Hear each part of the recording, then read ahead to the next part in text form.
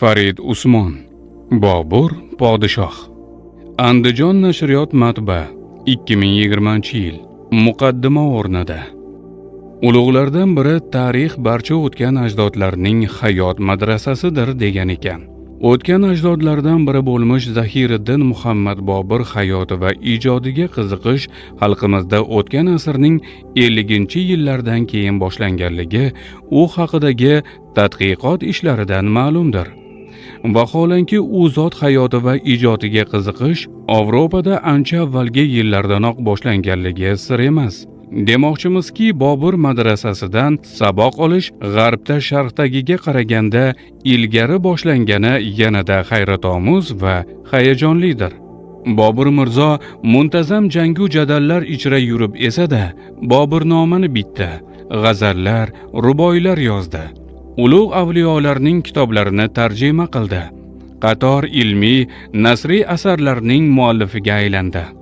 Tinimsiz u joydan bu joyga ko'chib yurish umrining deyarli barchasini ot ustida o'tkazganligiga qaramay, shu ishlarni ham qilishga fursat topdi.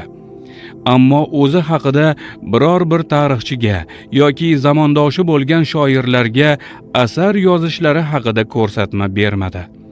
Tarixchilar esa o'z qalb amirlari bilan u haqida alohida asar yozmagan bo'lsa ham, o'z tarix kitoblarida katta boblarni unga bag'ishladilar. Xondamir, Muhammad Haydar, Gulbadan va boshqalarning yozganlari shular jumlasidandir. Biz shunday deb o'ylagan edik.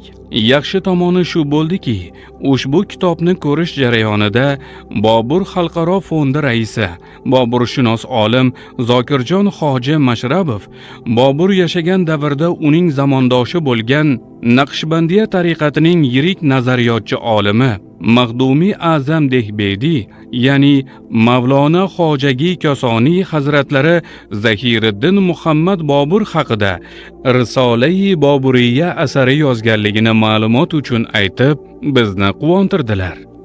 Bobur yashagan davrda o'zaro urushlar, Temuriy shahzodalar va hokimiyat uchun intiluvchi beklar o'rtasida kuchaygan esa-da, vale katta hududda hali ilmiy salohiyat mavjud edi.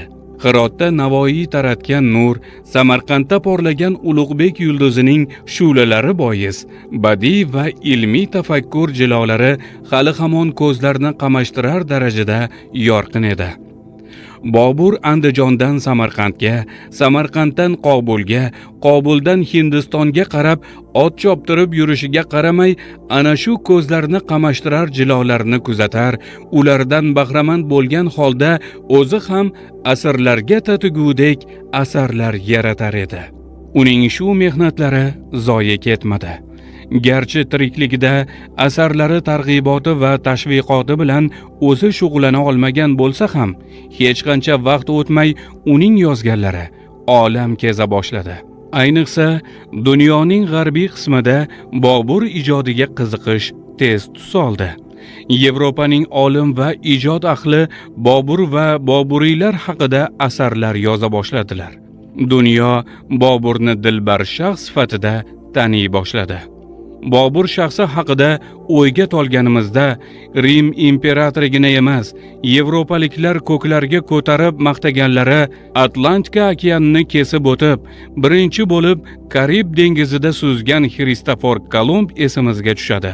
U karavellalarida dunyo suvi sathida Hindistondek mamlakatdagi oltinlarni qo'lga kiritish ishtiyoqida quruq xayollar surib yurgan bir pallada Bobur allaqachon Dehli bilan Agrani qo'lga olgan, undagi behisob boyliklarni qo'lga kiritib, hammasini yon atrofidagi hamrohlariga, o'sha joyda yashaydigan beva bechoralarga, oddiy xalqqa, Qobul, Samarqand, Andijon va hatto Makka-i Mukarramagacha tarqatganini eslaymiz. Bobur Kolumdek jahonga qul bozorni shakllantirib emas, aksincha Hind yerlarida bog'-rog'lar, binolar, hovuzlar, ariqlar barpo etganidan quvonib ketamiz. Bobur hayoti va ijodiga qiziqqan kishi ajib bir holatlarga duchor bo'ladi. Xususan o'zimda shunday bo'ldi. o'nlab yillar Boburni ta'qib etgan va undan 32 yosh katta bo'lgan Shayboniyxon Buxoro madrasasida o'qigan ilmli kishi edi. Bobur uni yaxshi qiroati borligini, namozxon kishi ekanligini, hatto she'rlar yozishini hurmat bilan tilga oladi. Bobur quvilgan joylarda Shayboniyxonning nufuzi oshdi. Ayniqsa o'sha zamonning eng zabardast shoirlari Muhammad Solih, Binoyi, Mullo Shodiylar Shayboniyxon haqida dostonlar yozdi. Albatta bu dostonlar mutaxassislar fikriga ko'ra yuksak badiiy asarlar bo'lgan. Tarixchi Ro'zbekxon esa Safarnomai Buxoro asarini yozadi.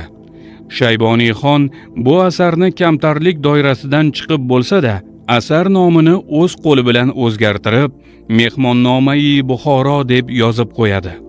Gap shundaki, bu asarlar Shayboniyxonga xushomad tarzida yozilgan edi.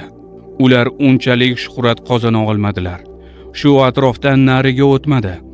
Bobur yozgan asarlar hali qarindosh urug'i o'qib ulgurmay turib, vafotidan keyinoq biroz muddat o'tgach olamga sayohat qila boshladi.